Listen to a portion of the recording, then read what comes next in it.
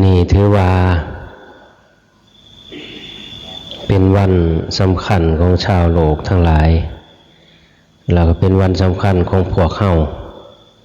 พี่น้องมันเปื่อยสำคัญยิ่งไปกว่าเขาอีกหน่อยหนึ่งมีบุญขึ้นมาจะได้มาพอกันเฮ็ดบุญตามประเพณีนิยมว่าบุญผาป่าการให้ทานวัตถุเลยขึ้นไปกว่านั้นผู้มีศรัทธาโดยเฉพาะผู้เป็นเจ้าภาพผู้ที่เป็นหลักมีความประสงค์เลยไปกว่าการเอาบุญคือการเอากุศลบุญกับกุศลมันต่างกันบุญนี่อาจจะเสียทรัพย์เสียเงินทองแต่กุศลบ่ได้เสียพ่อบาทแต่ลงทุนกำลังใจกำลังทรัพย์จังหน่อยเฮาเฮ็ดอยู่อย่างนี้เอิ้นว่าบำเพ็ญกุศลนี่เกิดโดยการทำใจให้น้อมไปเพื่อสิบ่ได้ให้จิตใจเฮาเยือกเย็นนั่นคือตัวกุศลบ่ได้เสียเงินจักบาทกุศลนี่เป็นเครื่องไปต่อรองเป็นเครื่องไปเป็นเสบียงเหมือนกับผ่าดงคมทำให้เกิดปัญญาเพื่อสิไปต่อกรกับมารหรือกิเลสนี่กันว่าเป็นรูปธรรมแต่บุญนั่นเป็นเพียงเสบียงทาง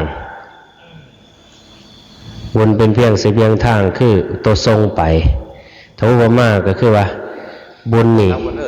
ครับผมนี่หมดเลยจ้ะว่ามาบุญคือกันกับเรือแพ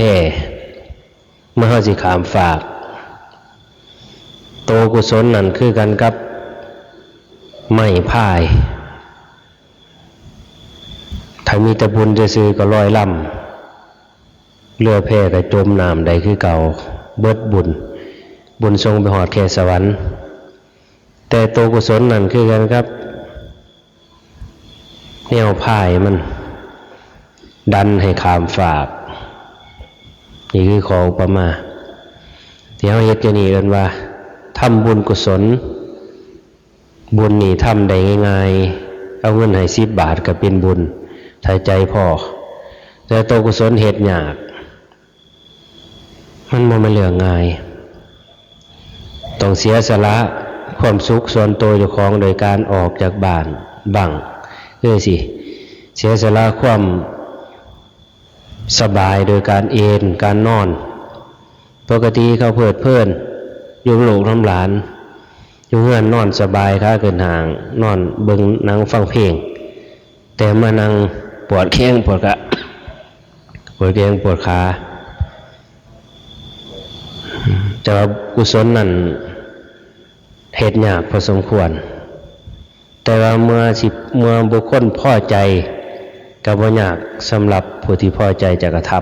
ำมันจึงมีความแตกต่างกันโดยสิ้นเชิงคนเกิดขึ้นมาอำเภอหนึ่งมีนายอำเภอผู้เดียวเขาให้มีเทละ2เมืองหนึ่งมีพระเจ้าแผ่นดินผู้เดียวคนเป็นร้อยล้านก็ตามก็เพราะเหตุความคิดต่างกันกุศลสร้างมาต่างกันบุญก็บ่คือกันความคิดคนผู้สิเป็นผู้เป็นไปเพื่อเป็นผู้นำก็คิดบ่คือคนทั่วไปคนเอิ้นเสียพระพุทธเจ้าเอิ้นว่าบัณฑิตกับคนพาลคิดบ่คือกันคนพาลถ้าคิดก็คิดเพื่อเสียเปรียบย่านเสียเปรียบคนเฮ็ดหยังลงไปย่านตะบ่ได้หนาย่านอยากให้คนยกย่องสรรเสริญย่านเสียเปรียบนั่นคือคนพาลแต่บัณฑิตนี่คิดเพื่อสิให้คนอื่นบ่แม่นคิดสิเอา คือเพื่ออยากให้คนอื่นได้ดีพูดดีคิดดีทำดีคิดเพื่อเสียอนุเคราะห์คนอื่นบ่ได้คิดเพื่อเสียเปรียบคนอื่นเป็นผู้ให้นั่นเอิ้นว่าบัณฑิตไปนั่งอยู่ที่ใดก็ตามเห็นไหมย่อมคิดดีคิดที่บ่เบียดเบียนตนและบุคคลอื่นย่อมพูดดีแม้แต่พูดก็สิบ่พูดเพื่อเป็นไปเพื่อความเบียดเบียนคนอื่นและก็ตนเองให้ลำบากการกระทำบัณฑิตไปอยู่หม้องใดแม้แต่การกระทำก็สิกระทำทุกอย่างเป็นไปเพื่ออนุเคราะห์แก่คนอื่นบ่ไปเบียดเบียนคนอื่นและก็ตนเองนั่นคือบัณฑิตเพิ่นว่าเชื้อสายบัณฑิตมหาบุรุษผู้เป็นยอดของบัณฑิตก็คือพระพุทธเจ้าลองมาพระอรหันต์ต่อมาก็ยังมีอยู่ในโลกคือพวกเฮาทั้งหลายผู้สะสมบารมีก็เอิ้นว่าเชื้อสายของบัณฑิตแต่คนเฮามันต่างกันอาจจะคิดบ่คือกันทำบ่คือกันคนมีมากมายกายกองแตกต่างแต่การกระทำแตกต่างกันโดยสิ้นเชิงลูกแม่เดียวกันภาษาโบราณว่าไม่ต่างป่องพี่น้องต่างใจกันศิษย์อาจารย์เดียวกันก็สิเฮ็ดบ่คือกันเพราะความคิดบ่คือกันบอกกลับขึ้นไปว่าบุญผลาบารมีสร้างมาบ่คือกันพอแม่ผู้เดียวพอผู้เดียวกันก็คิดบ่คือกันแล้วผู้หนึ่งก็คิดเป็นไปบ่สิเบียดเบียนสิเอาเปรียบย่านบ่ได้หลายมุนมั่งสังขยาแต่ผู้หนึ่งคิดไปอีกแบบหนึ่งอยากให้อันนี้ว่าความคิดแตกต่างกันนี่คือเอิ้นว่าเฮามาสะสมบุญและกุศลเป็นสิ่งเทศยากเอิ้นว่าทวนกระแสเว้ามาอีกมื้อสำคัญมื้อนึงเอิ้นว่าเป็นวันของชาวโลกทั้งหลายเอิ้นว่าปีใหม่แต่ว่าโบราณเฮาตั้งแต่อีพ่ออีแม่แต่ก่อนในหลุมของแม่น้ำโขงเพิ่นเอาเดือน5เป็นปีใหม่แต่บัดนี้มาพัฒนาตามสากลตามโลกมาปัจจุบันเป็นปีใหม่มีการฉลองส่งถ่ายปีเก่าต้อนรับปีใหม่อย่างต่างบัดนี้บ้านเมืองเจริญขึ้นลูกหลานไปต่างทิศได้รับได้ดีมากพอมีอยู่มีกินมองเห็นคุณค่าของบ้านเจ้าของคิดจะขึ้นไปเพื่อสิอยากให้บ้านเมืองดีอยากให้พี่อยากให้น้องพ่อแม่เจ้าของวัดว่าศาสนาดีพยายามดิ่งเต้นแสวงหาคนควยสักส่วนพี่น้องทั้งหลายร่วมเป็นกำลังศรัทธาเป็นกำลังด้วยทรัพย์กำลังใจเสียสละทรัพย์ภายนอกและก็ทั้งภายในแสวงหามาเพื่อทำประโยชน์แก่พ่อแม่พี่น้องแก่ถิ่นฐานบ้านเคยอยู่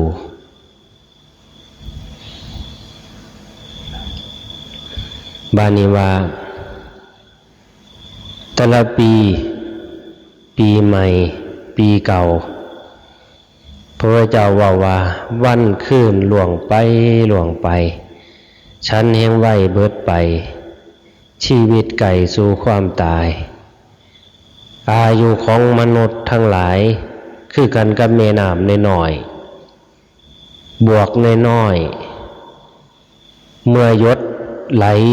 บ่อยๆหยดน้อยๆอยู่บ่เศร้าก็ย่อมเบิดไป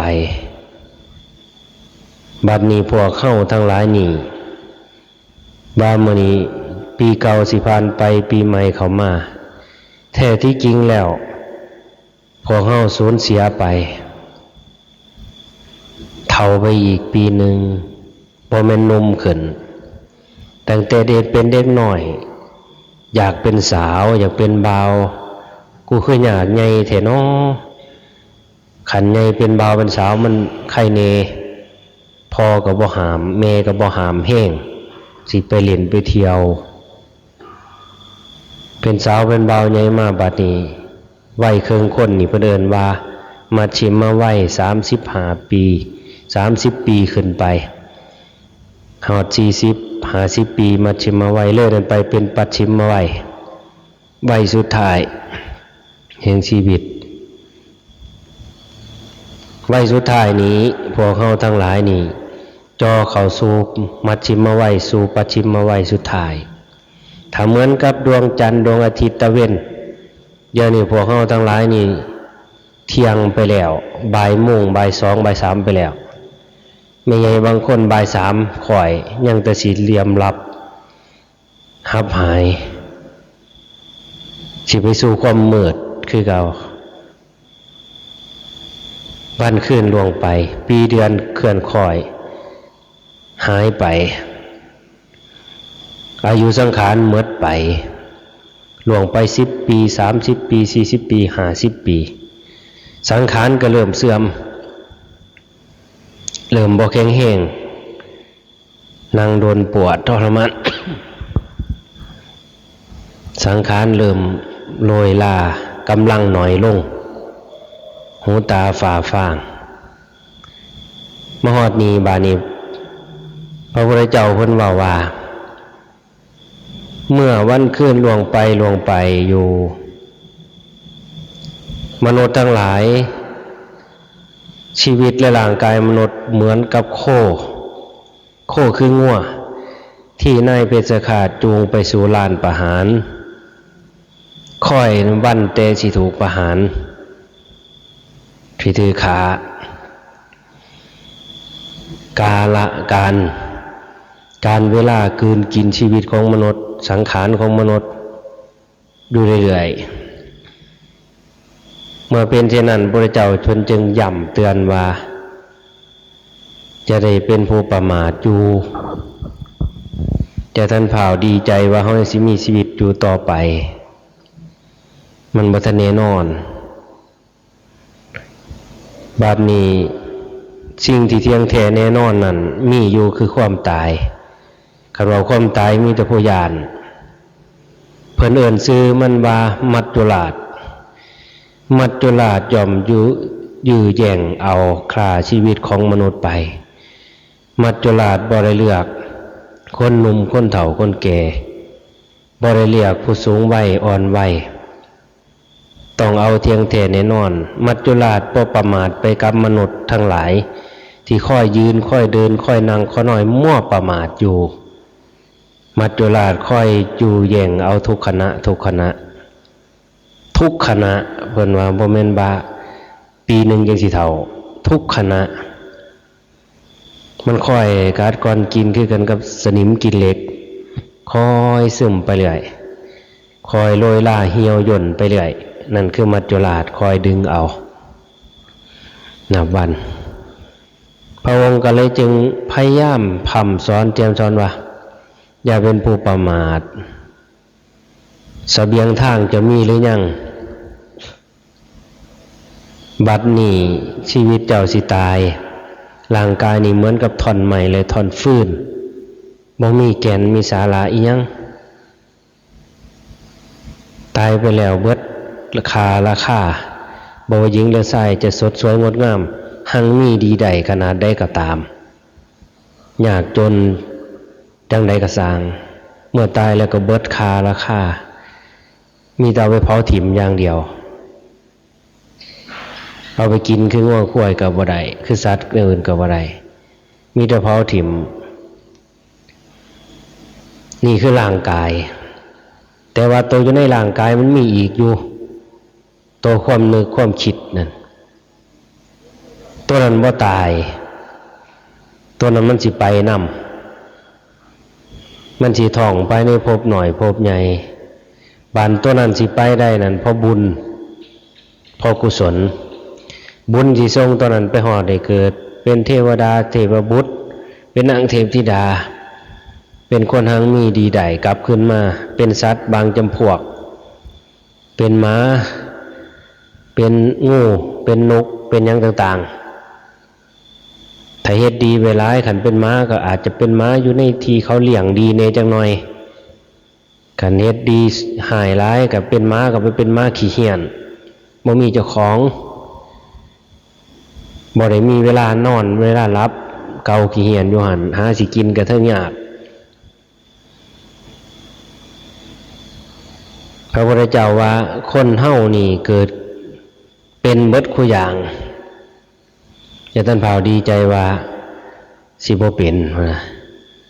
แม้แต่พระพุทธองค์เองพระพุทธเจ้าเฮานี่เพิ่นเคยเว้าว่าถ้าสิเปรียบเอากระดูกมากองกันกับสูงซ้ำภูเขาเวปุลละถ้าสิเปรียบน้ำตาที่ห้องไห้เพราะความเสียสิ่งที่เป็นที่รักผัวนี้จากพัดผากกันไปเมียนี้จากพัดผากตายจากกันลูกเต่าตายจากพ่อเมตายจากเท้าน้ำตาที่ห้องไห้น้ำสิ่งเหล่านั้นมาร่วมกันเข้า ซ้ำกำน้ำในมหาสมุทรเพิ่นว่าการเกิดของสัตว์ทั้งหลายพระองค์เคยบอกว่าพระองค์เองก็เคยเกิดสิ่งที่พระพุทธเจ้าห้องบ่เกิดเป็นสัตว์เดรัจฉานก็คือบ่เกิดเป็นไส้เดือนขี้ขะเดือนนอกนั้นเป็นมดคู่อย่างเป็นแมลงใหม่แมงกี่โปมแมงใหม่มดแมงแตงเต่าไล่กันมาเป็นนกแต่ว่าแห่งเป็นหัวหน้าเขาพอบารมีสะสมมาเป็นนกแขกเต่าก็เป็นหัวหน้าถ้าเป็นสร้างก็เป็นหัวหน้าฝูงขันเป็นลิงก็เป็นหัวหน้าเขาเป็นนกยุ่งก็เป็นหัวหน้าเขาถ้าว่าเป็นหัวหน้าก็สิเป็นนกยุ่งก็สิอยู่ผู้เดียวแต่เป็นคนก็เป็นหัวหน้าว่าเป็นหัวหน้าก็ไปเป็นฤาษีแม้นที่เกิดในที่อับจนอาจจะเป็นลูกกำพร้าแต่ว่าใหญ่ขึ้นมากก็สิได้เป็นผู้นำคนคือเก่าพระพุทธเจ้าบ่เกิดเป็นไส้เดือนขี้กระเดือนพระพุทธเจ้าบ่เกิดเพิ่นว่าสัตว์นรกทั้งหลายนรกจักเท่าไรขุมใหญ่ๆขุมน้อยๆม้านรกโลลวันนรกอเวจีนรกโลกันตนรกขุมใหญ่แล้วก็ขุมน้อยมันอีกเป็นสันไปนรกที่พระองค์บ่เคยไปตกนอกนั้นตกบัดคู่ขุมบ่เคยไปตกตั้งแต่โลกันตนรกนรกไว้เฉพาะผู้ขาพอตีเมพระโพธิสัตว์เกิดขึ้นมาบ่เคยอกตัญญูขาพอตีเมเป็นผู้หูคุณจึงบ่ไปตกนรกขุมนี้นอกนั้นเรียบตกพอถึงเปรตบานเปรตนี่มีอยู่50ชนิดเปรตบางพวกกินโคตรกินโมดกินน้ำน้องกินลูกเจ้าของผู้ใดเคยฆ่าลูกแทงลูกบางคนกลายไปเป็นเปรตก็กินลูกเจ้าของกินน้ำน้องกินโมดกินโคตรกินสิ่งสกปรกกินเลือดกินเสลดน้ำลายเปรตบางจำพวกบ่มีแนวกินหิว แต่มีอีกจำพวกหนึ่งชื่อว่ากาลัญชิกาสูรเปรตกาลัญชิกาสูรเปรตนี่โตใหญ่สูงปากอยู่เทิงหัวแต่มีรูเท่าหูเข็มเวลาสิกินนี่เอาหัวทิ่มลงดินดูดกินหูปากทอหูเข็มอยู่กลางหัวกาลัญชิกาสูรเปรตนี่ทรมานยิ่งนัก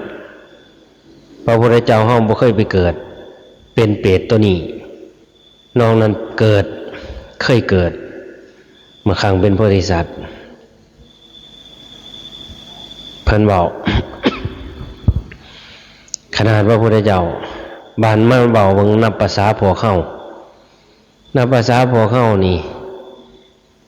เฮ็ดบุญกับบาปส่วนมากเฮ็ดบาปหลายกว่าบุญเฮ็ดหน่อยบางคนจนเฒ่าจนแก่ยังบ่ทันหูเฮ็ดบุญ เคยเฮ็ดแต่บุญอยู่คือบุญตั้งแต่เอาเงินถวายทานแต่บ่เคยเฮ็ดกุศลกุศลตัวนี้มันสิไปเป็นเครื่องล้างกรรมใดแต่บุญล้างกรรมบ่ได้บุญแม้จะเฮ็ดมากมายกายกองเงินเป็นล้าน แต่ก็บ่สามารถล้างกรรมได้กุศลคือการรักษาศีลภาวนาสิไปล้างกรรมบางชนิดใดความแตกต่างกันบุญกับกุศลล้างกรรมใดเหมือนกับกุศลเหมือนกับน้ำอันบริสุทธิ์บุญกรรมบางอย่างที่เฮ็ดมาในการฆ่าสัตว์ปาทานเหมือนกับเกลือถ้าบุคคลใดเฮ็ดกุศลมากๆการเฮ็ดกุศลคือการหนึ่งจำศีลบ่ได้เสียเงินจักบาทนั่นกุศลสองภาวนาสามกุศลอีกบางหนึ่งคืออภัยทานให้อภัยแก่สรรพสัตว์หมู่พวกเลยขึ้นไปกว่านั้นก็คือการแสดงธรรมเลยกว่าไปนั้นการฟังธรรมตัวนี้เป็นบุญกุศลการฟังธรรมก็เป็นบุญเป็นกุศลการแสดงก็เป็นบุญและกุศลด้วยบุญกุศลตัวนี้มันสิส่งผลผู้คนฟังธรรมอยู่บ่อยๆแสดงธรรมอยู่บ่อยๆจำศีลอยู่บ่อยๆภาวนาอยู่บ่อยๆมันจะเกิดกุศลมากมายถ้ายิ่งจิตเป็นสมาธิดูยิดวางดูให้อภัยทานคำให้อภัยคือคนที่มีศีลมีธรรมฟังเทศน์อยู่เรื่อยๆเขาจำศีลอยู่เรื่อยมันสิคมใจเจ้าของใดสิบ่เอาเปรียบสิบ่เว้าผืนบ่ตีศีลนินทาบ่อิจฉาริษยาคนอื่นมีแต่ให้อภัยเห็นคนทั้งหลายเหมือนกับพี่กับน้องกับพ่อกับแม่กับเอื้อยว่าเป็นคนใจกว้างบ่เป็นคนใจแคบใจเปิดกว้างต่อหมู่พวกนะนั่นมันเป็นตัวกุศลตัวนี้มันเหมือนกับน้ำที่มีอยู่ในใจคนหลายกับเหมือนกับน้ำมากน้ำอยู่ในโอ่งบานี้คือบุคคลเฮ็ดบาปไว้บาปเหมือนกับเกลือคือรสเข้มถ้าว่าให้กุศลไว้มากแม้จะเอาเกลือซ้ำองค์มาบอกไงเอาเกลือไปใส่จากทัพพีหนึ่งแก้วหนึ่งรสชาติของเกลือก็จะหายไปโดยปริยายเป็นยังจังหายไปเพราะเหตุที่ว่าเกลือมันหน่อยกว่าน้ำกุศลคือกันกับกรรมบางชนิดถ้าผู้ใดบ่เคยได้เฮ็ดไปหน่อยเฮ็ด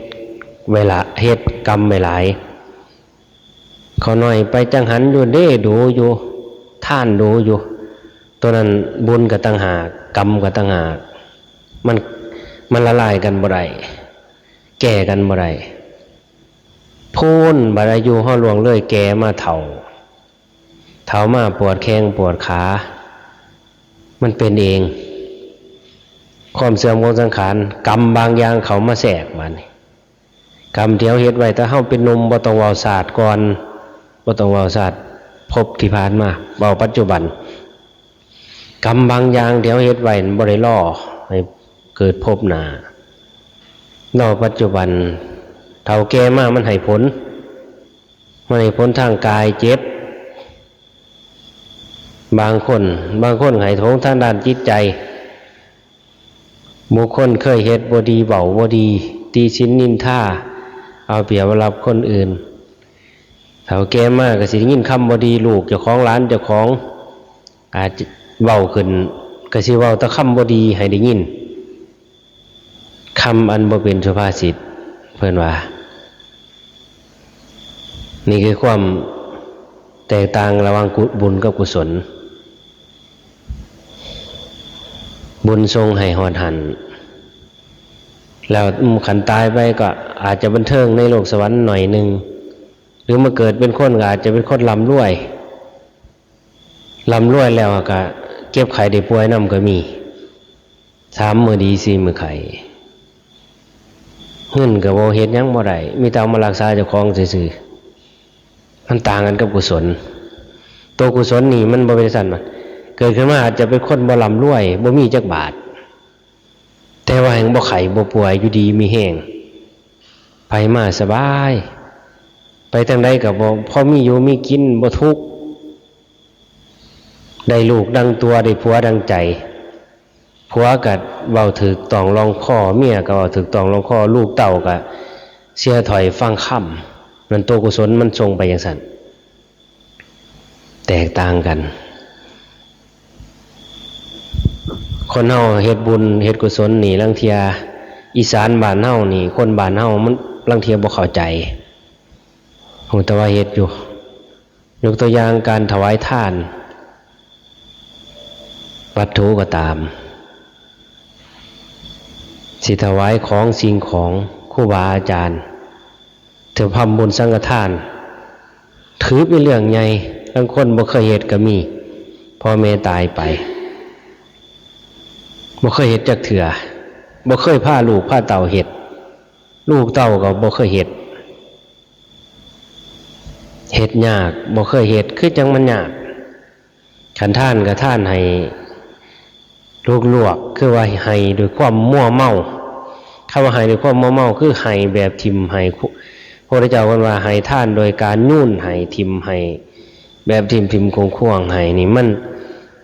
อานิสงส์มันหน่อยมันบ่หลาย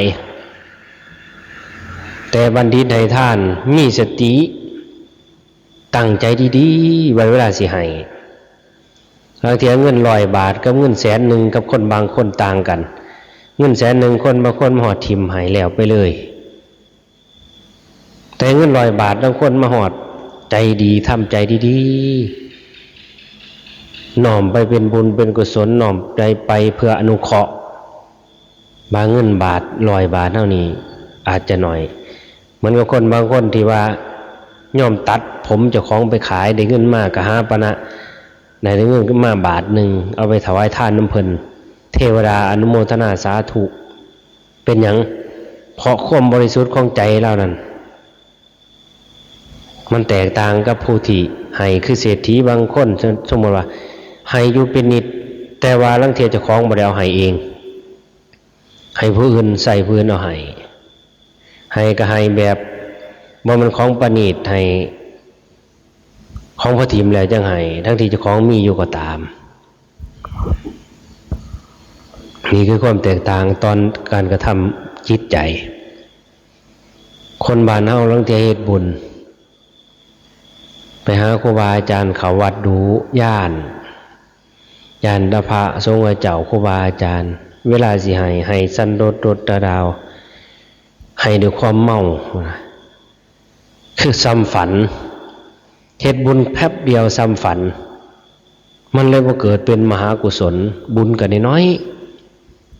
บ้านผู้ให้บางคนมันความฉลาดบางคนน้อมใจทำใจดีๆทำใจดีๆน้อมไปเพื่อให้บุญก็ได้คิดขึ้นยามใดก็ดีใจยามนั้นบ่ได้ให้แบบกะโลกกะล่นให้ทำใจดีแล้วก็ให้แล้วก็น้อมใจดีใจบริสุทธิ์คิดขึ้นยามใดเป็นบุญยามนั้นมันเกิดทั้งบุญกุศลด้วยตัวนี้ต่างกันอยู่เด้ทั้งเทียบ้านเฮาพวกเฮาทั้งเฮ็ดบุญทั้งเทียต่างกันโดยสิ้นเชิงแต่ละคนบ่คือกันให้วัตถุให้เขานามก็ตามบ้านนี้เลยไปอีกพอถึงปีใหม่ปีเก่าโบราณการอีพออีเมเฮาพวกเฮานี่ก็ลาวตาขาวคือกันในหลุมของแม่น้ำลำโขงลำโดมแม่น้ำลำซี่แม่น้ำลำมูลพวกนี้เป็นพวกลาวพวกอย่างละพวกม่อนอาศัยอยู่บรรพบุรุษของเฮามาจากหันแต่ว่ามันมีตัวน้อยๆคอรอเคเลเลดำๆเตี้ยๆต่ำๆอย่างต่างๆ บรรพบุรุษของเฮานี่ถือนับได้ว่าพระพุทธเจ้าเสด็จมานี่ถือหยังปีใหม่แต่ละครั้งปั๊บรดน้ำดำหัวขอค้อนผู้เฒ่าไปหาพ่อหาแม่กราบขอขมาอีพ่ออีแม่เอ๋ยสิ่งใดที่ลูกได้ผิดพลาดไปจะเป็นบาปเป็นกรรมเด้อให้ลูกหังมีดีใดจะเป็นเคราะห์เป็นเข็ญเป็นเวรภัยพ่อแม่ให้อภัยเลยไปคนนั้นก็รดน้ำให้ตั้งน้ำให้อาบน้ำให้พ่อให้แม่รดน้ำขอพรพ่อแม่ก็ให้อวยชัยพรพ่อใหญ่เมียเฮาอยู่ไสไปหามีโตพาพ่อใหญ่เมียไปหาพาแม่พาพ่อไปตะกี้เลยไปจากหันบานนี่พอเฮาอยู่ไสอยู่ในถาดหม่องใดกระดูกคนโบราณตะกี้บ่ทันมีวัดบ่ทันมีถาดคือเฮาเฮ็ดรักเสแล้วคนเอาไปไว้หน้าเอาไปเผาอยู่หน้าเผาแล้วก็เฮ็ดตูบไว้ถึงแม้ว่าลานั้นก็พากันไปบ่มีแนวอื่นให้ก็สงกระดูกเอาน้ำอบน้ำหอมไปหดสงกระดูกอีพ่ออีแม่เฮามีครูบาอาจารย์พัฒนาขึ้นมากอ่ะนิมนต์ครูบาอาจารย์ไปสากนิจาหาอีพ่ออีแม่เฮาเพิ่นเฮ็ดเพื่อหยังเอิ้นว่าถมบุญคุณร่างกายพ่อแม่เป็นผู้ให้ความรู้พ่อแม่เป็นผู้ให้หัดเว้าเป็นหูเทิงฝ่ายโลกฝ่ายธรรมพ่อแม่สอนแนะนำในทางความดีฝ่ายธรรมฝ่ายโลกพ่อแม่เป็นผู้ให้ทรัพย์สมบัติมรดกเงินซ่านสถานที่พ่อแม่เป็นผู้ให้ถมบุญคุณบ่ล่ะถึงรอบปีมาปั๊บปีใหม่มาคันเพิ่นยังมีเพิ่นตายไปแล้วทำบุญให้เฮ็ดหน้าเพิ่นตั้ง10 ไร่เขากองหนึงบ่กล้าให้มันสิมีแม่นบ่นี่คือคนโบราณสากนิจาแต่ถ้าแถวเฮานี่ยังบ่ทันพัฒนาจุดนี้มันมีความคิดขึ้นอีกแถวเฮามันเป็นพวกนักปราชญ์ปราชญ์งัวปราชญ์ข้วยปราชญ์ไสเฮความคิดแบบใดขึ้นมาความคิดของคนพาลสิไปเฮ็ดหยังเพิ่นตายไว้บ่แห้งสิไปควักไปคว้าไปเอิ้นเพิ่นมาเฮ็ดหยังว่าซั่นก็เลยเว้าขึ้นไปว่าเปรียบเทียบกันคนบ้านเฮานี่ลูกหลานไปทำงานอยู่กรุงเทพกรุงไทยบางคนไป20 ปีกลับมาก็คือเก่าบ่ลืมเก่าข้อมิตรแตกต่างกันบางคนบ่เป็นจังซั่นกลับมาเปลี่ยนใหม่เว้าถึงเสื้อสายสัญชาตญาณของคนพวกจีนคนจีนไปอยู่ไสสิบ่ถิมบรรพบุรุษเขาสิบ่ถิมบรรพบุรุษของเขาตื่นยามมื้อเช้ามีการทำมาค้าขายก็ต้องจุดธูปเอาป้ายชื่อพ่อแม่เขามาไว้บูชาหมู่เฮาบ่ต้องเว้าแห่งย่านขึ้นเฮือนกันไว้พร้อมตายไปแล้วเอากระดูกไปไว้ถาดบ่เบิ่งจักเที่ยจังมันคนถิ่มหรือแม่นปวกกินเบิดแล้วก็บ่จักคนจีนก็เฮ็ดบ้านเอาพ่อแม่ไปฝังไว้รอบปีรอบถึงรอบของเขาสิมาเฮ็ดมาเลี้ยงมาเฮ็ดหยังของเขานั่นคนจีนทุกปีสิไปอยู่ทิศใดก็ตามเขาบ่มีตกอับคือเฮามาลางคนมาทุกๆยากๆมาประเทศไทยแต่ว่าเดี๋ยวนี้เขากับเฮามันคนละทีบคิดเหมือนกับคำพระพุทธเจ้าเพิ่นว่าเมื่อบุคคลใดถ้าบ่ถิมคุณพ่อแม่อยู่ ก็ย่อมเทวดาย่อมรักษาแล้วก็ย่อมบ่ตกต่ำตกน้ำบ่ไหลตกไฟบ่ไหม้คำโบราณจึงว่าไผผู้คันไผผู้ไล่ลืมถิ่มบุญคุณพ่อแม่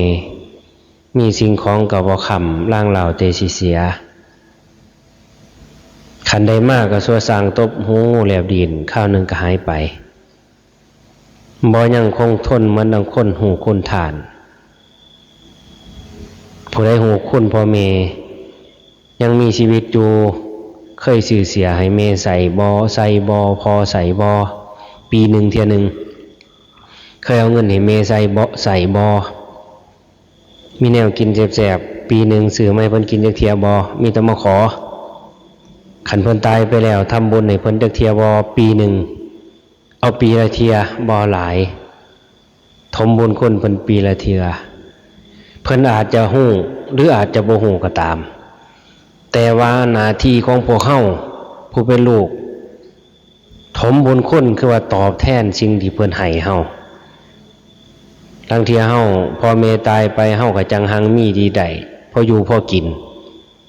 ถึงเวลานี้เฮาก็โอ้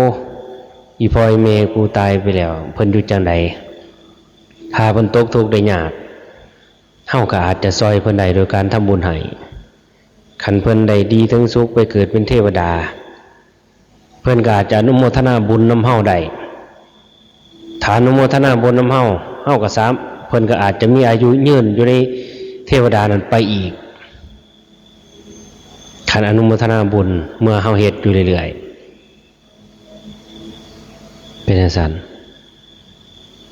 แต่ว่านี่พวกเฮาทั้งหลายนี่ส่วนมากในโซนใต้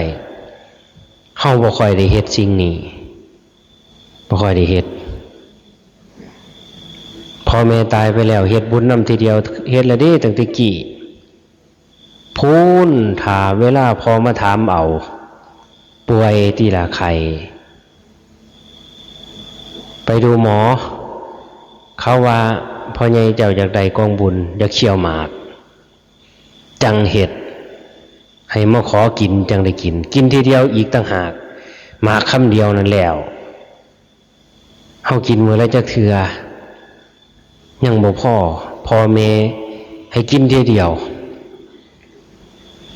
พ่อแล้วครับว่าจังว่ามันคือเรื่องเฮาให้มันรวยคือเขามันก็ยากอยู่ดอกการกระทำเฮามันต่างกันกับเขาพวกคนเกย์คนจีนคนหล่ำคนรวยก็เฮ็ดมันสิเข้าบ่เฮ็ดคือเฮาได้ต่างกันมีความแตกต่างกันอยู่แม้นอาจจะรวยขึ้นก็บ่ได้ดลพอมันถิ่มตัวนี้คันบ่ได้ถิ่มสิ่งนี้รวยก็บ่ได้ดล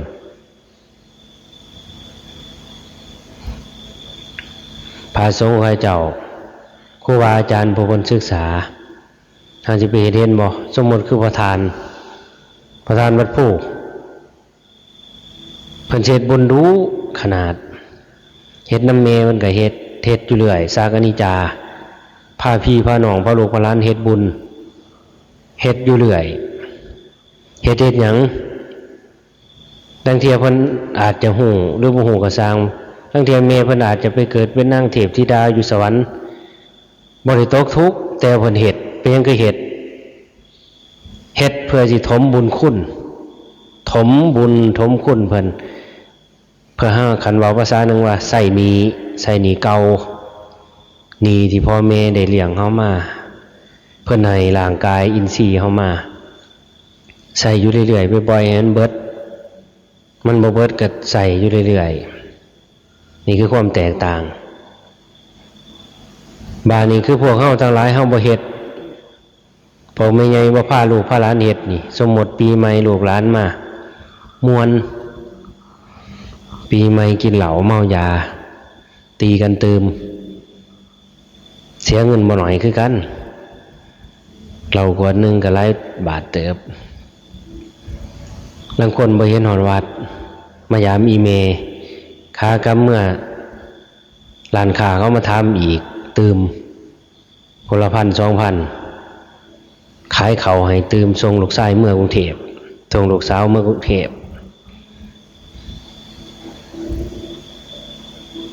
ตอนขึ้นมาคือว่าทรงคือเศรษฐีขนาดแต่งโตโกกำเมื่อพ่อแม่เป็นหนี้ตืมนี่คือความแตกต่างเริ่มจากเฮาพอเฮาทั้งหลายพ่อแม่ทุกคนลูกเต่ามาเยี่ยมมายามมีโอกาสพยายามดึงลูกดึงเต่าคือเทียนพอคือเทียนเมเฮาเมสิพาไปทำบุญหาพ่อใหญ่แม่ใหญ่พ่อโตแม่โตถาดเพิ่นอยู่ไสไปเบิ่งแน่ทำบุญสากนิจาทำบุญยังก็ตามไปเบิ่งจังน้อยบัดเขาสิหนีแนวอื่นมันเฮ็ดได้อยู่นะซื้อเหล้ากินก็มีอยู่เจ็ดตัวนี้ก็ข้อสิเฮ็ดได้ความแตกต่างไปอีกบานคนเฮาปัจจุบันโลกนิยมคันเว้าขึ้นบางคนหางมีที่ใดมาสิไปเที่ยวไสเฮาสิไปเที่ยวไสบางคนพาพ่อแม่มาพาไปเที่ยวสนุกเฮฮาไปมวนดื่มกินเขียวเอาไปมาก็ทำให้เกิดเหตุเสียไปคนบางคนบ่คิดจังซั่นเด้มาแต่ละเที่ยอีพ่ออีแม่มีรถมีเรือขึ้นมาข่อยสิพาไปเฮ็ดบุญ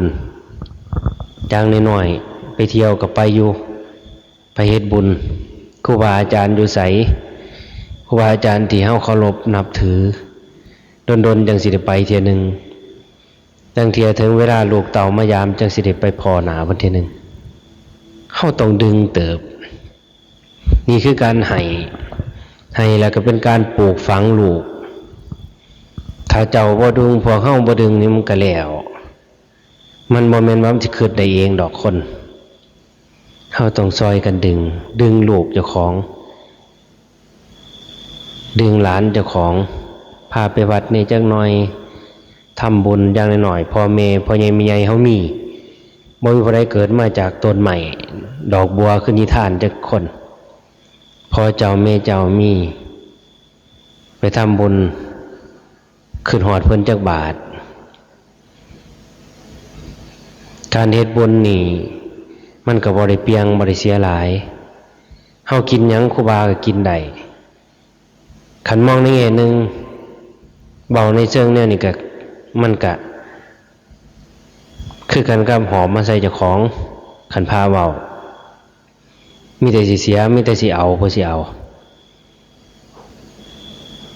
แต่ว่าประโยชน์ที่เกิดกับเฮามันมีอีกว่านึงเมื่อพวกเฮาทั้งหลายผาดทาเสียทีพวกเจ้าทั้งหลายนี่มือทุกคนเปื้อนเลือดบ่หน่อยขาปลาบ่ต่ำกว่าเป็นนับบ่ได้ขากบขาหวกบีบขี้หวกท้องแตกแปะเป็นเทละเครื่องขุขายังเนขาไก่ขากาขาสัตว์น้อยๆคลอขี้เหร่มือเฮานี่น้อยๆนี่เฮ็ดบุญก็เฮ็ดอยู่ขันบ่ทันได้จำศีลบ่ทันได้ภาวนาจะท่านภาวะสิบ่ทันได้ใส่ตายไปมันยังสิได้ไปใส่มันอยู่ได้นั่นเป็นได้จากผู้ใดจำศีลภาวนาอยู่เรื่อยๆมันสิคอยปลดมือเฮานี่มันก็ฝังไว้มือเปื้อนเลือดวิญญาณหลายๆตัวอยู่ในมือเฮานี่บังอยู่ในท้องนี่บังท้องเฮาก็มีเป็นยังจังว่าจังซี่สมมุติลองไปนอนเบิ่งวิญญาณอยู่ในมือนี่สมมุติลองไปนอนเอามือข้างเอิกกะสันเอามือปงใส่คอเจ้าของไปนอนเบิ่งผัดว่าหายใจบ่ได้เป็นนั่นเป็นนี่มันอ่ำมือนี่อ่ำมือเจ้าของมันเป็นยังจังอ่ำวิญญาณอยู่ในหันจักเท่าไรห้อยพันโตมันติดคราบเลือดเมื่อเป็นเช่นนั้นก็รับประกันบ่ได้ว่าตายแล้วเจ้าสิบ่ไปตกนรกเจ้าสิบ่ไปเป็นสัตว์เดรัจฉานตัวใดมีกรรมแห้งผู้ใดเฮ็ดกรรมตัวใดแห้งเฮ็ดดุ คันบ่ได้ใส่หนีมันก็สิตามเฮาไปเจ้าสิได้ไปเกิดใส่ฉันเคยฆ่าสัตว์บางจำพวกที่มันทำให้เกิดเป็นกรรมแห่งเฮาก็อาจจะไปเป็นเกิดสัตว์ให้เขาขาขึ้นเกิดให้เขาขาขึ้นใส่ชีวิตเติมพันด้วยชีวิตลังเทียเกิดเป็นสัตว์เดรัจฉานไปตกนรกบางขุมกลับขึ้นมาเป็นเปรตบางโตเปรตที่อาตมาว่ามี50 ชนิดที่อ่านในพระไตรปิฎกผู้ใดตีศีลนินทาครูบาอาจารย์เบาพื้นพระสงฆ์ว่าเจ้าตายไปแล้วไปเป็นเปรตกินโคตรอยู่ฐานสวมผู้ใดเป็นคนมักพูดเบายุ่งคนพิษกันตายไปแล้วไปเป็นเปรตปากเหม็นสิโตงดงามกับปากเหม็น เพิ่นเอาไปผู้ใดเคยขาลูกแทงลูกก่อนน้ำคงมือมันแห่งหลายตายไปแล้วไปเป็นปุตตะขาเปรตไปกินลูกเจ้าของหิวทรมานกับเบ่งลูกออกมาท้องไข่ลองขึ้นเบ่งมากินว่าสั่นมันบ่หน่อยขอรอเคแลบานี้อาศัยไผเปรตนั่นบ่พ้นง่ายอาศัยลูกอาศัยเต่าอาศัยพี่น้องที่ทำบุญให้ขันเมออกพวกเฮาทั้งหลายนี่บ่พาลูกพาหลานเฮ็ดไว้เมก็ย่านพระพ่อก็ย่านพระลูกก็ย่านพระย่านวัดเจ้าของตายไปแล้วเป็นพี่เพศบานมึงคักไผเด้บานที่ทำบุญให้มาวัดกับบ่ได้เขามาไก่เพิ่นกับบ่ได้ได้บานแต่เป็นคนยังย่านเป็นผีแห่งย่านตื่มเป็นผีแห่งย่านแห่งกว่าคนลูกเต่าบ่เขาวัดปีใหม่มาแล้วว่าซั่นลูกเต่าสิมวนยินน้ำได้กินน้ำลูกบ่ได้ปีใหม่มาลูกชายเมามาจากแต่พุ่นมาหอนบ้านเมากับเมื่อยอีกเฮ็ดจังได๋บาดนี่บ่ได้กินหยังมีแต่ทุกข์ทรมานเป็นผีเพศอยู่หันไปอีกมันเป็นจังซั่นเพราะว่าเฮาเกิดขึ้นมาเฮาเฮ็ดบุญเฮ็ดบาปบ่หน่อยฆ่าสัตว์ตัดชีวิตฆ่าแบบทรมานแบบบ่ทรมานฆ่าแบบทรมานสัตว์บางโตบางทีเฮาต้มน้ำร้อนบางคนต้มน้ำร้อนปลาตัวน้อยๆข้านขาหุบมันใส่โลดบึ้มลวกหลายๆอย่างมาถึงการขาบางชนิดมันต้องได้ใช้โดยชีวิตเอาชีวิตเป็นเดิมพันมันบ่แม่นง่ายคือเฮาเว้าเฮาคิดแต่พอเฮาต้องแก่ประเภทนี้ตัวนี้สิเกิดขึ้นก็อาศัยพวกเฮาลูกเต่ามาตรงเทพหลานมาตรงเทพกรุงไทยปีละเทื่อ2 เทื่อ 3 เทื่อก็สร้างเฮ็ดเนบ่แม่นอาตมาอยากได้อยากกินน้ำดอกสิโตนเว้าสู่กันฟังแต่อาตมาเองก็เฮ็ดอยู่เรื่อยเด้มื้อใดคือฮอดโยมพ่อเสียไปแต่ข้าวโยมพ่อบ่เสียลางเทื่อคิดเห็นโยมย่าโยมแม่ใหญ่ก็เฮ็ดเพิ่นสิได้บ่ได้บ่เกี่ยวแต่คือว่าสิ่งที่เฮาเฮ็ดได้เมื่อเพิ่นจากไปมีเท่านี้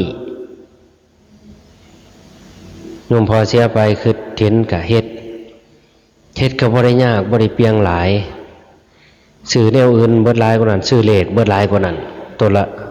5,000 ตัวละ 500 ตัวละ 1,000 ท่านเด้จะว่าจังฝากไว้พี่น้องเฮามีออกสู่คนเฮาต้องสร้างประเพณีตัวนี้ขึ้นแน่ปีใหม่พาลูกพาเต่าโหเขาวัดเขาว่าโหเฮ็ดทำบุญหาพี่หาน้องหาพ่อหาแม่ปู่ย่าตายายหาเจ้ากรรมนายเวรหาสัตว์ทั้งหลายที่เฮากินลงไปดื่มเข้าไปเฮาเคยได้ฆ่าเฮ็ดอยู่บ่อยๆเฮ็ดอยู่แล้วๆแล้วเป็นการทดแทนเป็นการใส่หนี้เขาน จึงสิว่าเป็นกรรมเป็นเวรต่อไป